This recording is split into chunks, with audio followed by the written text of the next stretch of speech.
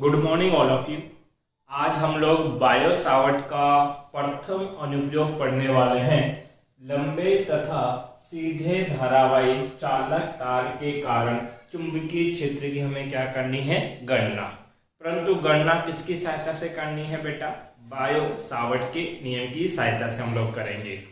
इस टॉपिक के बेसिस पे आपको एग्जाम्पल 7.1, 7.2, न्यूमेरिकल प्रॉब्लम 7.3, 7.5 एंड 7.6 ये टोटल 5 क्वेश्चन आपको सॉल्व करने हैं, जो कि ऑलरेडी मेरे YouTube चैनल के ऊपर अपलोडेड है। आप YouTube पे जाएं, सर्च करें RBSc physics bye Suresh sir. वहाँ इस चैप्टर की आपको प्लेलिस्ट मिलेगी और उसके अंदर ये पांचों क्वेश्चन आपको सॉल्व मिलेंगे। साथ ही इस टॉपिक के जो PDF नोट्स हैं वो वीडियो के नीचे डिस्क्रिप्शन में लिंक गिवन है, आप वहां से डाउनलोड कर सकते हैं। और अगर आप चैनल पे नए हैं तो चैनल को लाइक और सब्सक्राइब जरूर करें। साथ ही अपने फ्रेंड सर्किल में चैनल को शेयर करें ताकि उनको भी RBSc के सिलेबस का फायदा मिल सके।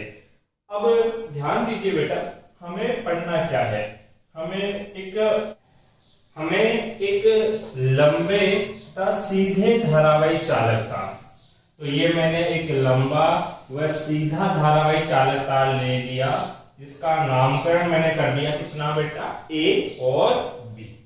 इसका एक बिंदु में क्या मान लेता हूं, O से A दूरी के ऊपर, स्मॉल a दूरी के ऊपर एक बिंदु क्या है, B।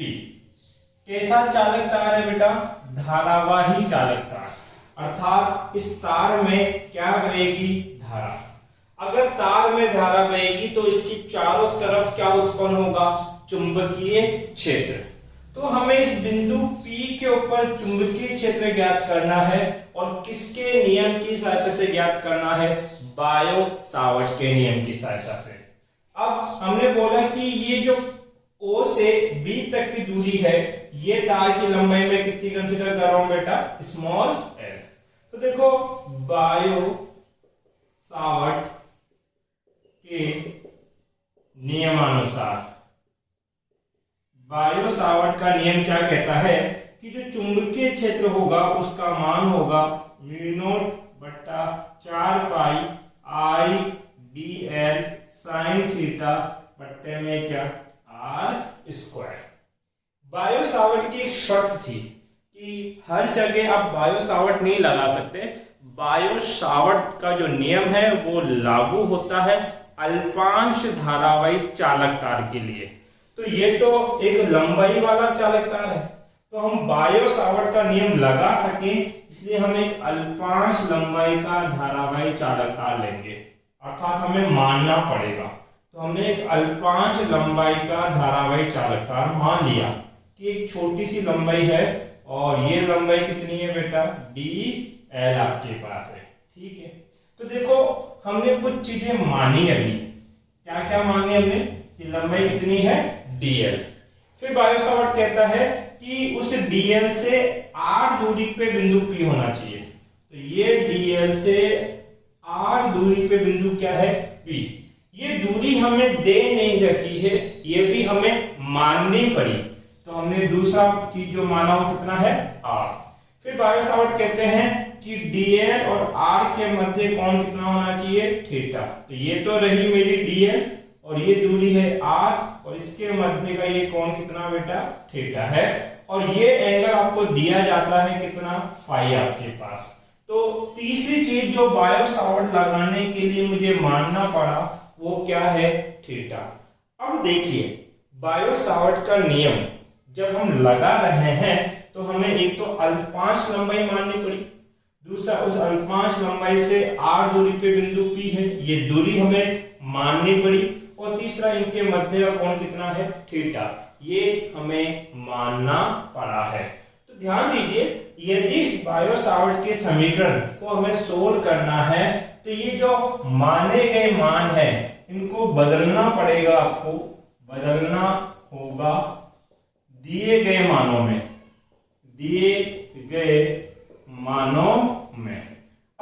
क्या क्या दे रखे हैं कि ये लंबाई कितनी है l, ठीक है, ये O से P तक दूरी कितनी है a, और ये कोण आपको दे रखा है कितना है फाई। तो आप इन तीन राशियों को पहले इसमें बदलोगे, उसके बाद आप इसको सोल्व कर सकते हो। देखो किसी भी चीज को सोल्व करने के लिए हम कुछ मानते हैं, जैसे गणित में हम x मान लेते हैं, जब लास्ट में रिजल्ट आता है उस x की वैल्यू हमें दोबारा पुट करनी पड़ती है। वो तो हमने हमारी सूटेबिलिटी के लिए, हमारी आवश्यकता के अनुसार हमने मान लिया। इसी प्रकार से ये बायो सावर्ट का नियम इस अवस्था में लग जाए, इसके लिए हमने ये तीन चीजें मान ली, परंतु इन तीनों चीजों को हमें बदलना होगा दिए गए मानों में, और यही इस डेरिवेशन का प्रोसेस है आपके पास। तो ये हमें किस प्रकार से बदल सकते हैं गणितीय रूप से, वो ही हमें समझना है। अब देखो समझना क्या है, ये एक आपके पास समकोण त्रिभुज दिख रहा है, तो ये समकोण त्रिभुज कुछ इस प्रकार से है बेटा, मैं बना देता हूं। इसका ये बिंदु मान लेते हैं कितना o डैश, तो ये बिंदु तो कितना o, ये है o डैश, और ये कितना है p। ये दूरी कितनी है बेटा आपके पास a, ये है 90, ये कोण है फाई, और ये कोण कितना है बेटा थीटा आपके पास, नहीं गलत बना दिया मैंने, ये है थीटा और ये कोण कितना है फाई। बात क्लियर है। अब यहां हमें चाहिए क्या बेटा फाई कोण, तो अब सोचेंगे यहां, तो सबसे पहले ऐसा करते हैं, इस थीटा को फाई में बदल देते हैं। कैसे बदलेंगे, त्रिभुज लेना o डैश p, त्रिभुज क्या है o डैश p, कौन सा त्रिभुज है समकोण त्रिभुज, और समकोण त्रिभुज के तीनों कोणों का योग कितना होता है 180 डिग्री। अब देखो ये 90 है, ये थीटा और ये फाई, अगर मैं कहूं इन तीनों का योग 180 होगा, अगर ये 90 है तो बचे हुए दो कोण का योग कितना होगा 90, तो हम बोलेंगे थीटा प्लस फाई बराबर कितना 90। यहां से थीटा बराबर क्या लिख सकता हूं मैं 90 माइनस फाई आपके पास। अब देखो यहाँ पे थीटा के रूप में कौन है साइन थीटा चाहिए मुझे, तो साइन थीटा को कैसे बदलेंगे, तो दोनों और साइन से गुणा कर दो, तो ये हो जाएगा साइन थीटा और ये हो जाएगा sine 90 minus phi. Sine theta तो एज इट इज रहेगा, परंतु साइन 90 माइनस फाई को हम क्या लिखते हैं बेटा cos फाई।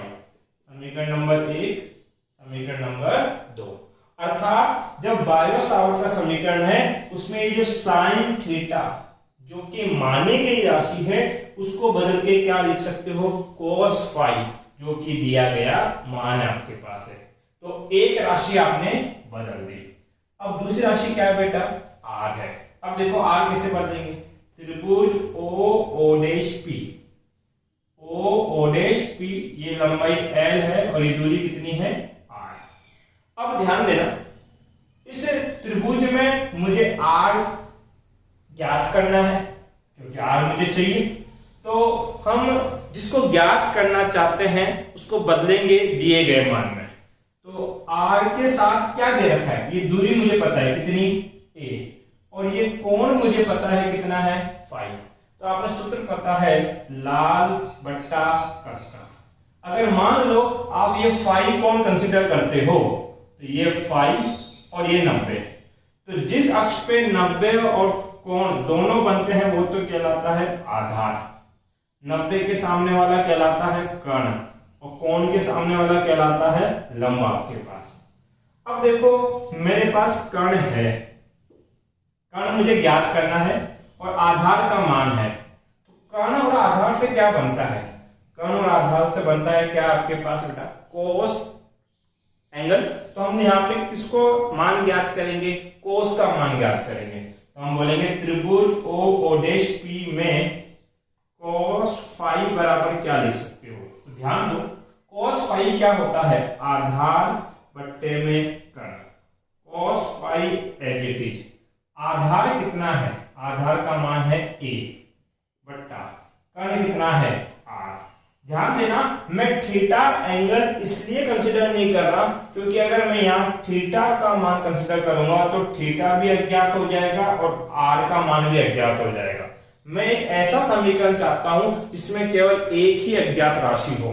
तो यहाँ cos फाई मुझे पता है क्योंकि फाई दिया गया मान है, a मुझे पता है क्योंकि a भी दिया गया मान है, तो मैं ये अज्ञात r का मान ज्ञात कर सकता हूं।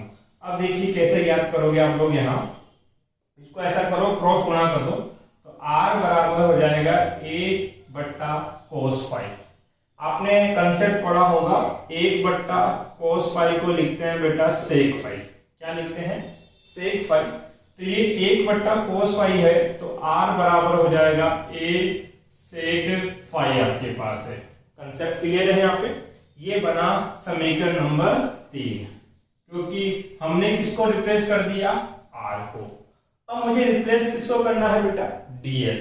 परंतु जो त्रिभुज मैं ले रहा हूं OO'P, इसमें L है ना कि DL है। तो ऐसा करते हैं, पहले L ज्ञात करेंगे और फिर उसका अवकलन करके उसको क्या बना देंगे? DL। तो त्रिभुज ये है, तो ये वाला त्रिभुज रहा आपके पास L, ये एंगल कितना है? फाई, ये है 90 और ये कितना है? 1। तो ये तो है आधार, ये है कर्ण और ये क्या है? लंब। अब मैं कौन सा कोण कंसीडर करूं कि लंब और आधार दोनों आ जाए, क्योंकि लंब मुझे ज्ञात करना है, L लंबाई के लिए समीकरण चाहिए मुझे, और आधार मुझे दे रखा है। तो आपने पढ़ा है लाल बट्टा कक्का, लंब बट्टा आधार का मतलब क्या सोल्व करना चाहिए अपन को? tan। तो हम बोलेंगे त्रिभुज OO'P, ये रहा त्रिभुज OO'P में हम किसका मान ज्ञात कर रहे हैं? tan phi. tan फाई क्या होता है? लंब बट्टे में आधार।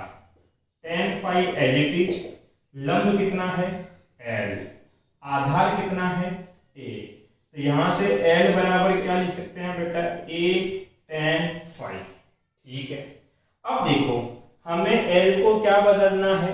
DL में। तो हम क्या करेंगे? समीकरण का d फाई के सापेक्ष अवकलन करने पर हम इस समीकरण को d फाई के सापेक्ष क्या कर देंगे बेटा? अवकलन। किस प्रकार से अवकलन किया जाएगा? ध्यान दीजिए यहां। तो अवकलन का मतलब d बट्टा d फाई, तो ये फाई के सापेक्ष अवकलन हुआ। इधर राशि कौन है बेटा? L। तो LHS में अवकलन किया तो RHS में भी अवकलन करना होगा। ये हो जाएगा d बट्टे d फाई, और यहां कितना लिखेंगे बेटा?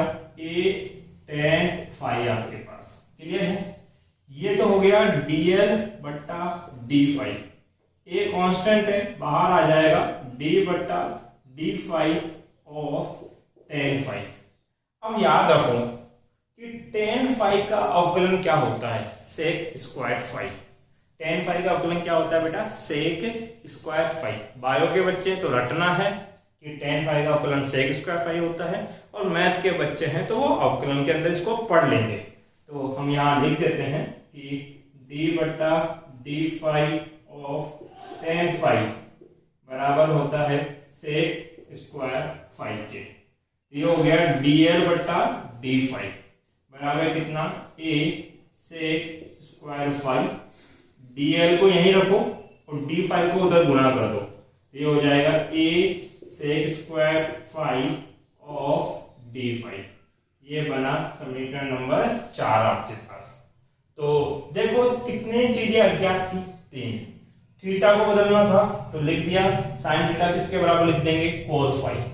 r को बदलना था तो लिख देंगे क्या आपके पास? r बराबर a सेक फाई, और dl को क्या लिख सकते हैं बेटा? a sec square phi of d phi. एक बार यहां तक का आप सब लोग स्क्रीनशॉट ले लें। ले लिया बेटा स्क्रीनशॉट? मिटा दूं मैं इस चीज को? मुझे मान याद रख के देना कि किसका मान क्या था, क्योंकि कंसेप्ट काम में आएगा अभी।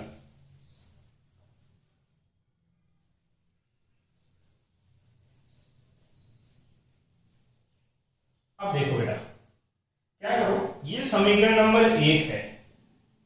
समीकरण 1 में सभी के मान रखने रख दो।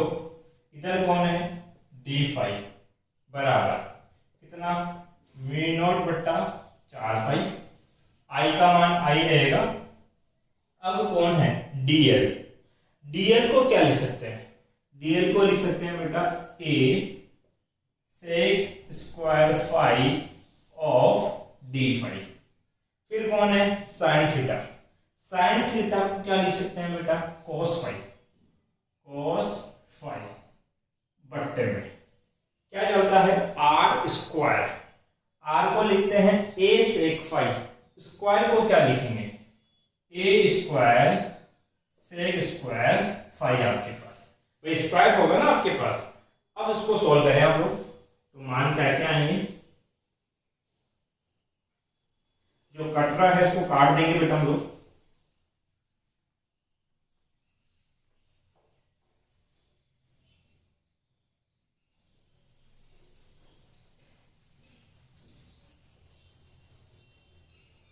ध्यान देना, डेरिवेशन थोड़ी बड़ी है इसलिए 2 पार्ट में हो रही है।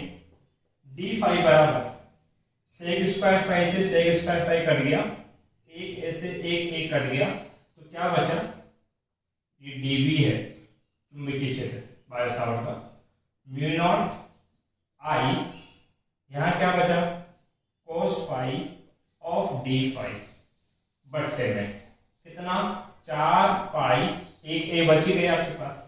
तो ये आपने क्या निकाला, चुंबकीय क्षेत्र। किसके लिए, ये जो अल्पांश माना था ना डीएल, आपने एक छोटा सा डीएल माना था, तो इस छोटे से डीएल की वजह से बिंदु पी पे दिए गए मानों के रूप में क्या निकल गया, चुंबकीय क्षेत्र।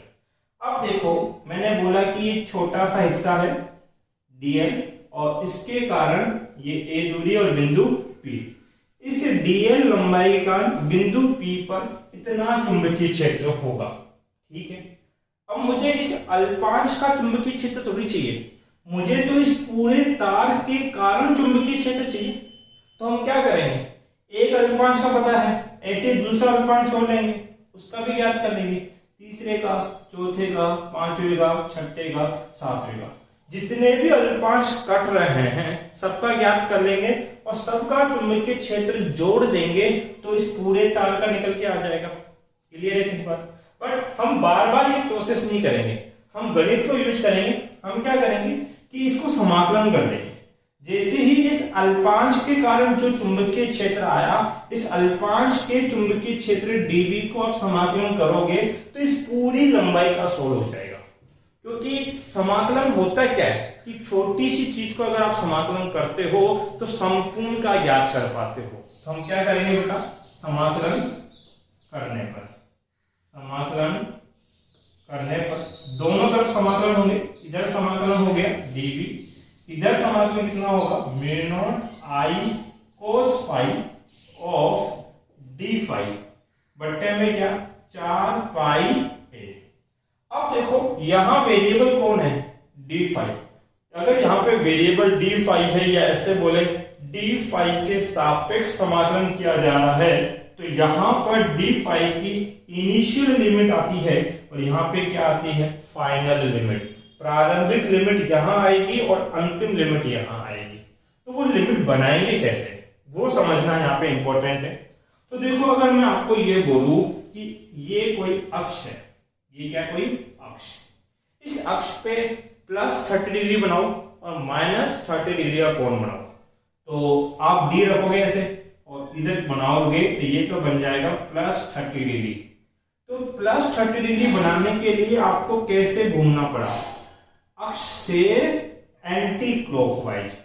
जो अक्ष आपने लिया उससे अगर घड़ी के विपरीत दिशा में घूमोगे तो बनने वाले कोण क्या होते हैं, धनात्मक।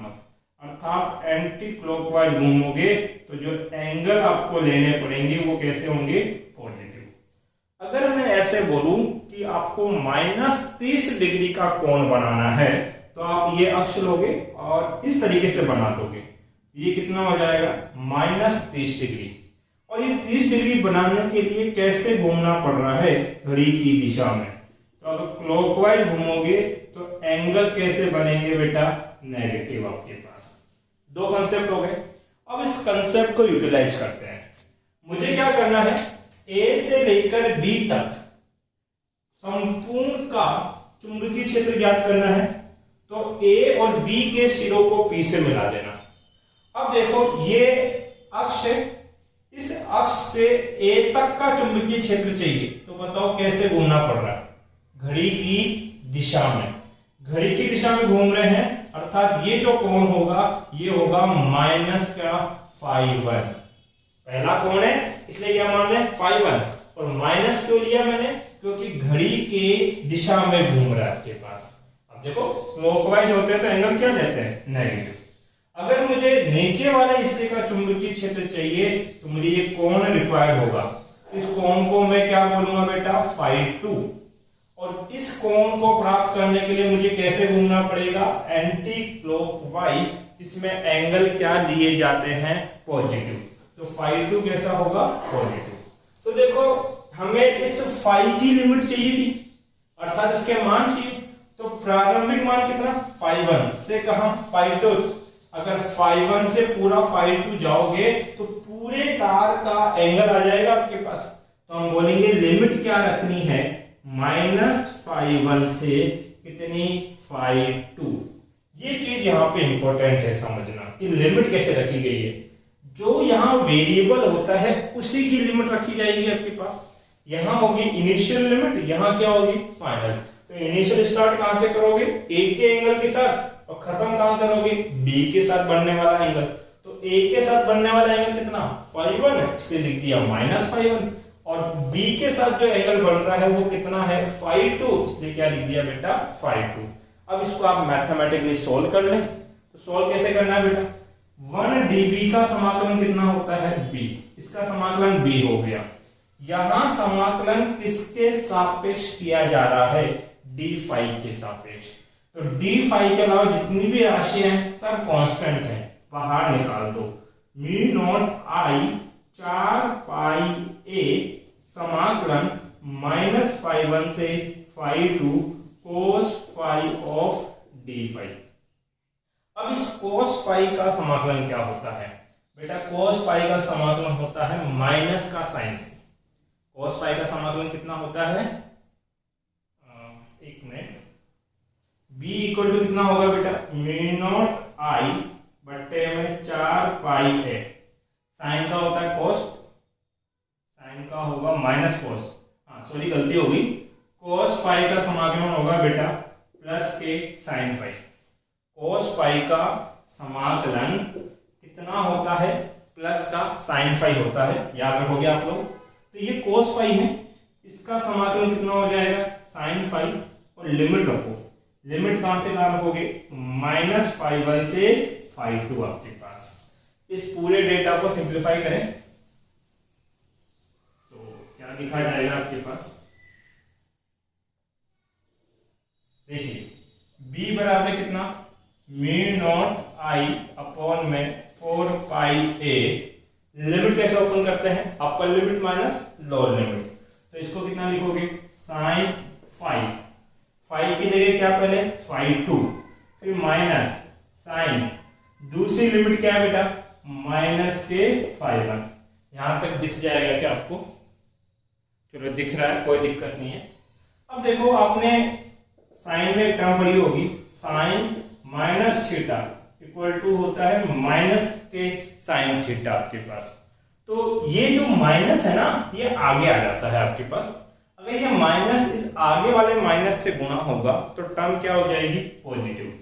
चुंबकीय क्षेत्र का मान कितना होगा? μ0I 4πa sin φ2 plus of sine φ1। ये हमारा चुंबकीय क्षेत्र का मान ज्ञात हुआ बायो सावर्ट के नियम की सहायता से। अब इस परिणाम के आधार पर हमें 3 केस पढ़ने हैं। तो पहले एक बार इतने से हिस्से का अब स्क्रीनशॉट ले ले, पूरे का ले लिया स्क्रीनशॉट, मिटा दूं मैं। देखो इधर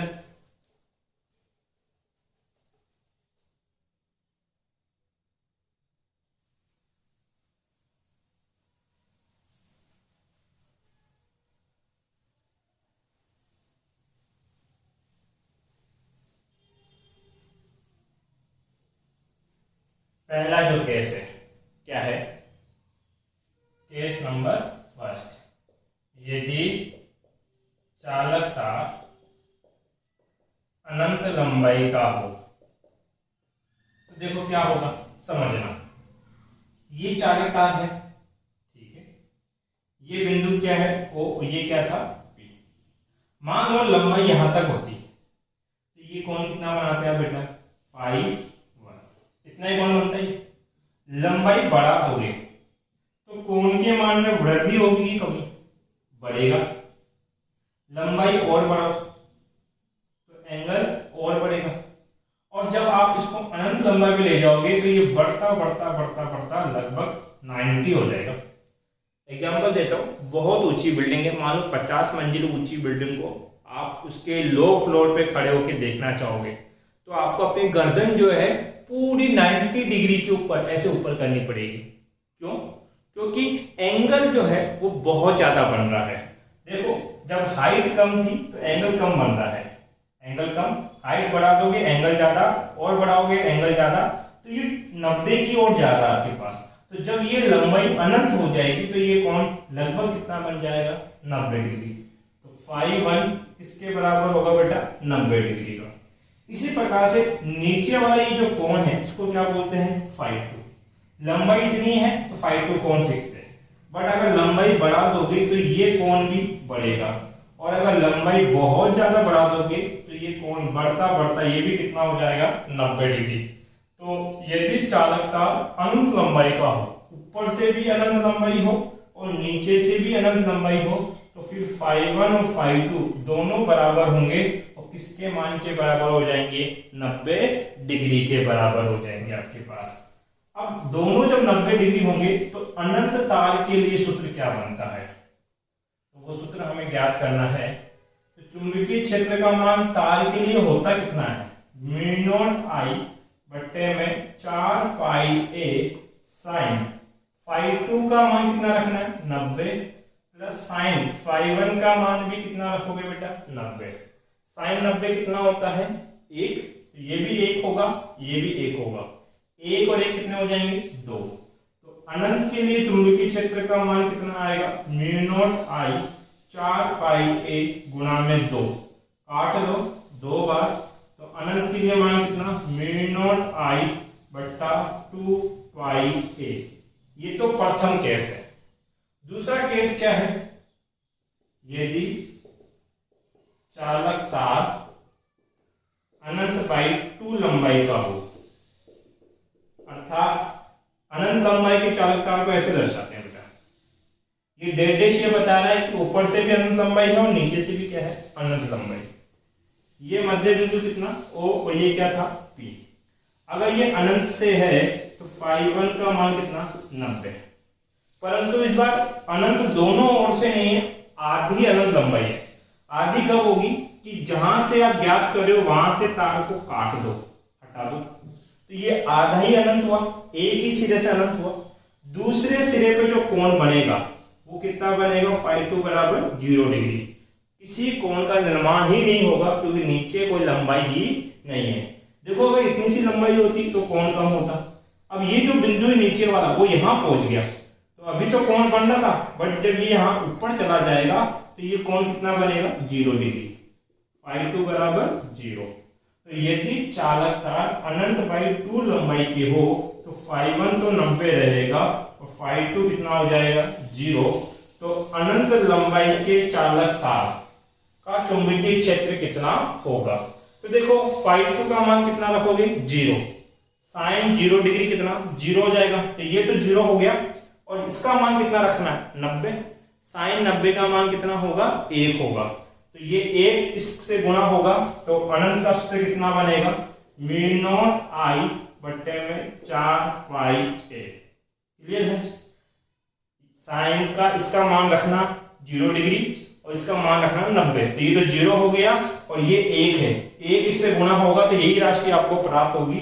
तो आधे अनंत लंबाई के चालक तार का चुंबकीय क्षेत्र कितना होता है, μ0I बट्टे में 4 पाई a आपके पास होगा। अब अगला कंसेप्ट ये देखो कि यदि केस नंबर 3, यदि φ1 बराबर क्या हो, सॉरी बेटा, यदि φ1 का मान किसके बराबर हो, φ2 के, तो दोनों का मान फाइव मान लेते हैं। फिर तो भाई जितना ये होगा उतना ही ये है, तब आपके पास सूत्र क्या बनेगा, तब चुंबकीय क्षेत्र का मान होगा म्यू नॉट आई 4 पाई ए, इसको क्या लिखोगे sine five plus sine five, कितनी बार हो जाएगा, 2 बार, ये हो जाएगा 2 साइन फाइव, 2 से काट देना, तो चुंबकीय क्षेत्र का मान होगा म्यू नॉट आई 2 पाई ए साइन फाइव। ये तब है जब दोनों कोण क्या हो, बराबर हो। ये आपका कंसेप्ट है, इसका एक बार आप स्क्रीनशॉट ले लें। साथ ही इस टॉपिक से रिलेटेड अगर आपका कोई डाउट हो तो आप मुझे कमेंट बॉक्स में पूछ सकते हो। थैंक यू बेटा।